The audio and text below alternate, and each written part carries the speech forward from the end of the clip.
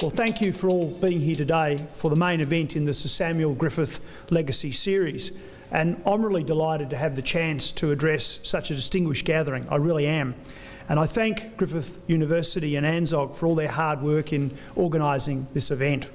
Now, we're here today to discuss the future of the Australian Federation, what it should look like and how we might get there. We're here to talk about what we can do to create better institutions, improve public services and build confidence in government.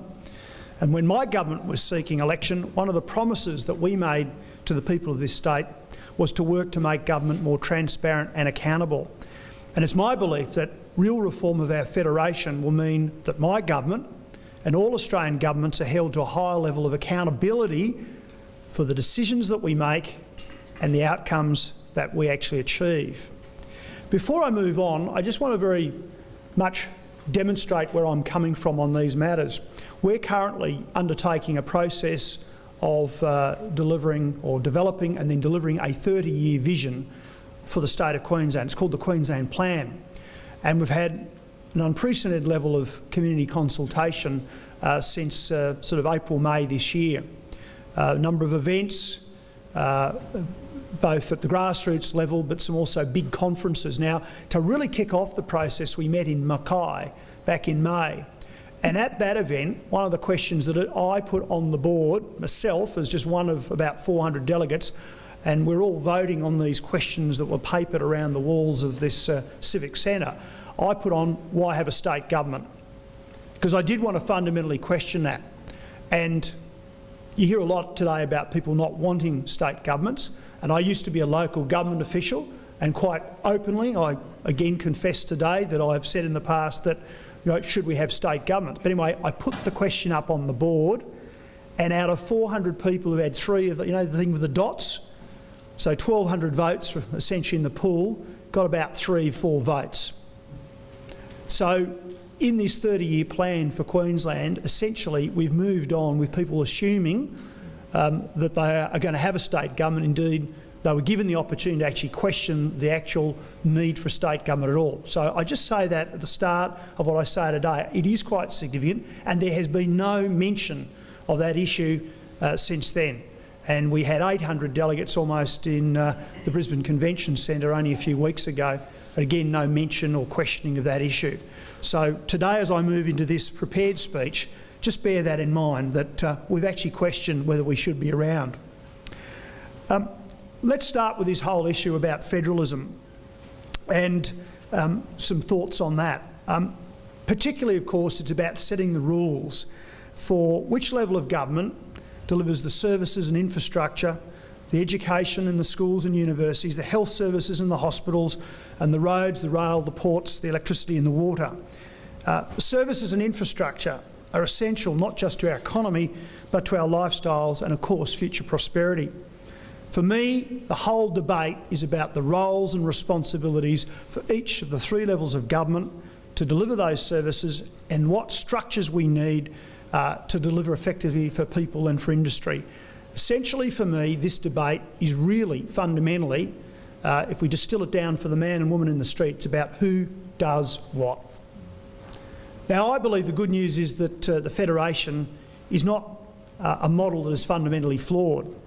Many of the world's most prosperous nations are federations, of course the US, Canada, Germany. Others like the United Kingdom, interestingly, are actually moving in that direction with sort of self-government for places like Scotland. And research over the past decade by the Productivity Commission shows that countries with more decentralised systems of government perform better and are more competitive. And this might surprise people who might think of me through my media profile as being a centralist. I am not. I'm a decentralist, and I'll attempt to demonstrate that in some of the things I'm about to say. My concern actually is that Australia now is one of the most centralised federations in the world. That's a big issue for me. And I think it's increasingly recognised that there's been too much blurring of the lines and that the structure of the federation therefore is in need of reform. Now in Queensland, going back to what I just said, we're actually returning, firstly, within the state government and up at the higher echelons of government, to a distinct linear system of responsibility where ministers are clearly accountable for the plans and actions of their departments. Sounds pretty obvious, but that's not where we were a few years ago. But more importantly than that, in a variety of ways, we're handing back decision-making to local communities. Particularly, I give you two examples: local government, where we have changed the Local Government Act, the City of Brisbane Act and the Planning Act to hand back power, authority, responsibility to mayors and councils to better manage local decision-making, but also our work, for example, to create 17 local hospital health boards, giving back local communities the authority to run their local health services. Now, at the federation level, meantime, we've managed to get ourselves tied up and confused about who is responsible and who delivers what. Rather than using our resources efficiently to tackle policy issues head-on, our federation creates bureaucracies, even industries within government, complete with tangled webs of regulations and guidelines. Under very complicated national partnership agreements, NPAs, we've created vast reporting and compliance regimes, and it's not always clear who's accountable or why the reports matter, or even whether we're going to see any improvements on the ground. Totally unclear, and I can assure you from my observations after the last 19 months in the Queensland Government, that's a big problem. Over time, the federal government has pushed further and further into areas of state responsibility, just as former governments in Queensland had pushed into the areas of local government, and that's one of the reasons we have been withdrawing and letting them get on with it. These days there are far too many areas where federal and state responsibilities overlap and create waste, duplication and confusion. Just try and talk to, again, a man and woman in the street about who does what. It's amazing how the voters are often incredibly confused about who should they talk to about an issue of concern to them. Now, we've reached a situation where funding for vital services like health, education and housing is provided only if the services are delivered as the federal government sees fit, and only if states agree to complex, onerous and expensive requirements. The people, ladies and gentlemen, are the losers in all of this, because billions of dollars are wasted in unnecessary bureaucracy in Canberra. I'm sure many of you here in this room would know that there are 4,000 education bureaucrats in Canberra and more than 4,000 health bureaucrats with no responsibility for direct running of any school or hospital. Now, that's pretty important. A lot of managers of managers. The result is that state resources are diverted away from services and into satisfying the administrative burden attached to the federal funding. The people lose because, and this is critical, there is no incentive to innovate, to compete and provide a higher level of service than the, if you like, minimum standard that the Commonwealth has set. Estimates from the University of New South Wales and the University of Sydney suggest that tidying up federal and state roles and responsibilities, improving intergovernmental institutions and reforming federal financial relations could generate savings of between $20 and $85 billion a year. Given our state budget is around $48 billion, that's serious money. $20 to $85 billion a year, if spread across the federation, could do amazing things in infrastructure and service delivery, would be a huge positive for states who are struggling to deliver at the moment. It is worth pursuing. Moving to solutions. I guess we don't have the answers yet, but we do have some ideas about how we believe we should start addressing these issues. And right now there is a window of opportunity to make some real and positive change. Now, I can only go on what he said to me, but also publicly. Tony Abbott has said that he's committed to working with state governments to reform the federation.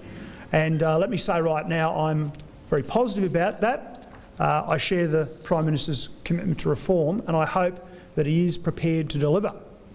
Successful reform will resolve who does what and how to deliver the services and infrastructure Australians want and need in the most efficient way. We're going to have to make some difficult decisions, and all Australian governments will have to obviously put something on the table, and we're going to need to be very flexible and really nut this out and get some very clear lines of responsibility that are so desperately needed in place. The first thing I believe we've got to do is essentially get out of each other's way. So I'd like to pull out of things that the federal government should be doing, and I'd like to see the federal government pull out of things that they're meddling in with the states. The second part of the solution, as I see it, is competition between the states on delivery of services like education and health, and backing away from one-size-fits-all national bureaucratic solutions. There's a siren song about this national approach, but I'm afraid the actual outcome that we've been seeing over the last 6 or 7 years particularly shows to me that it isn't working, and it actually isn't really helping taking the nation forward. We believe if we have competitive federalism, there is the real opportunity then to actually get this thing going where the states are being compared by their home populations. For example, if one state is doing better in health or education, the other states will be looking keenly on, because the populations, the people of those states, will be really demanding their political leadership and the administration within those states to actually work harder to catch up. People will demand it, I'm clear about that. Now, we're ready to compete. We already are about that. That's what we say every day of the week. And particularly, we believe that national standardised levels of service delivery, and that can be in infrastructure development or just services like health or education, really do risk complacency, loss of productivity and loss of competitiveness internationally, with resulting higher inflation, higher taxation, and worse still, ultimately a lower standard of services and infrastructure being delivered. Now, Abbott recently remarked that the last few years have been a good antidote to the notion that all political wisdom resides in Canberra. I believe he's right. States are a fertile breeding ground of ideas and efficient creative public policy. By the way, again, going back to my local government theme, when I go around the state, I say to mayors and councillors and communities that not all the smart people in Queensland are down here in George Street. So again, I just want you to know that we're practising what we preach here in Queensland on these issues. We can do more, ladies and gentlemen, if we get rid of all the top-down prescription and all the waste from doing the same things twice. Ironically, given my views on state competition, if we're going to address this issue properly, states and territories will need to agree a way forward, or we risk the continuation of the current situation. So essentially I'm asking people to agree to compete. We need to agree on how to get the money back into services and infrastructure more efficiently. Now, turning to money, in 2012-2013, the federal government raised 3 times more revenue than the states and territories combined, $360 billion as opposed to $116 billion. In Queensland, more than 40% of the state budget revenue comes from federal grants. Government revenues are declining, and we're going to have to do a lot more in the future with less. And we're trying very hard already to do that here in Queensland. But we've got to get an end to this waste in the endless negotiation and renegotiation funding cycle for these NPAs and other grants from the federal government. Particularly as well, this is a big issue, we can no longer wait till the last moment to know whether there'll be enough money coming in to continue things like early childhood programs, teacher training or medical clinics in remote areas. These are 3 real examples where you don't find out until almost too late that the funding is going to continue because of the way the arrangements currently operate.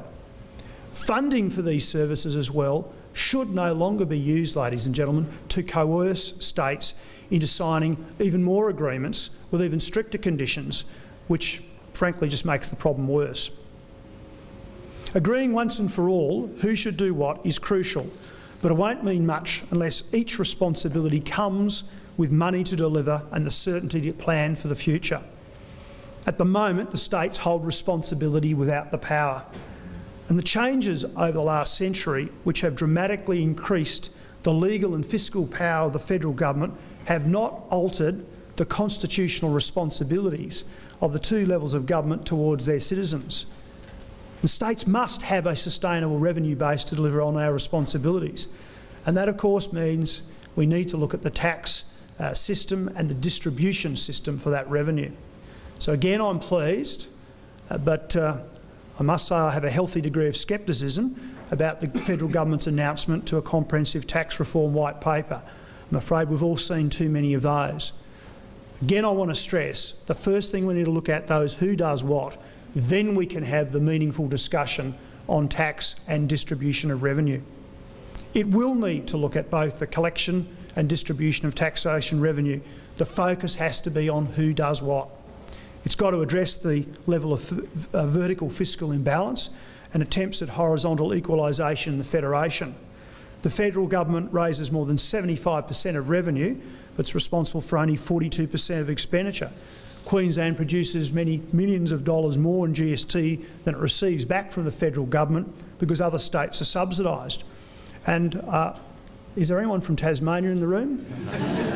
Well, look, I'm not saying this to be rude, but I'll just put this as a bit of a thesis. Having grown up in northern Tasmania, you know, I believe that Tasmania can do more to, you know, the leadership in Tasmania must do more to generate economic opportunity, and indeed the people of Tasmania, it's being originally from the state, I think I can say this, seem to be against a lot of proposals for new economic development. And I'm afraid there needs to be incentives in the Federation for communities themselves to accept responsibility and step up to the plate. And I say that in the most respectful way that I can. At the very basic level, states need the flexibility to fund the services that we're responsible for, and more importantly, to be able to plan ahead for change and growth without the need to constantly go back and negotiate with the federal government. We need to move away from tied grants. The flexibility of untied revenue within an appropriate system of accountability and performance reporting is the way to go as far as we're concerned. Just before I conclude, I want to talk about COAG. We need to find a way to make COAG work better. Earlier this year I described COAG as a dysfunctional farce. I stand by those comments. There are also steps though that we can take to resurrect COAG as an effective institution and ensure it remains focused on the highest priorities, and that's the key. Focus on the highest priorities rather than a pile of much lower priorities, very complex stuff that really we shouldn't be trying to solve in that way. I believe COAG has become dysfunctional because it lacks that clear purpose. There hasn't been rigour and there hasn't been discipline, and there are few mechanisms to ensure a sustained focus on important strategic matters. The timing of COAG meetings, the agendas and the conduct of business are entirely at the discretion of the Prime Minister of the day and reflect the prevailing political priorities of the federal government. And the state issues don't actually get a look in, really. I think COAG should be refocused to take on a role as the Federation arbitrator, to draw the line on who does what, which has been my theme throughout this speech. It should also be a forum to promote cooperation between the states on areas of mutual or vital mutual interest, such as biosecurity, drug markets, criminal gangs, those sorts of things. It shouldn't be there to force national agreements that restrict state competitiveness and creativity in delivery of services and infrastructure. On the 13th of December, ladies and gentlemen, I'll be attending the first COAG since the election of the Abbott government. I'm also, as it happens, about to assume the chairmanship of a thing called the Council of the Australian Federation, which is the sort of the states' union. So I'll be in a good position to represent Queensland's views in negotiating new COAG's roles and processes. Let's see how I go. The upcoming white paper will be important, but there are steps we can take right now to improve the way we all work together and hopefully give citizens some optimism about what we can achieve through COAG. We have an opportunity to not just get a better deal for Queensland, but to shape meaningful long-term reform nationally. So in conclusion, ladies and gentlemen, I believe all of us have a personal stake in building a better federation, and I believe that assigning proper, clear responsibility and accountability for who does what will be an excellent first step. Indeed, for me, might sound basic, but that indeed is the key to this. Thank you all for your attendance today. I really appreciate you coming along and the outputs that we're going to get from having such a great group of people. And I'm really wishing you the very, very best in your deliberations today. And thank you so much to Griffith University for making it all happen as well. It's great to have you as a partner.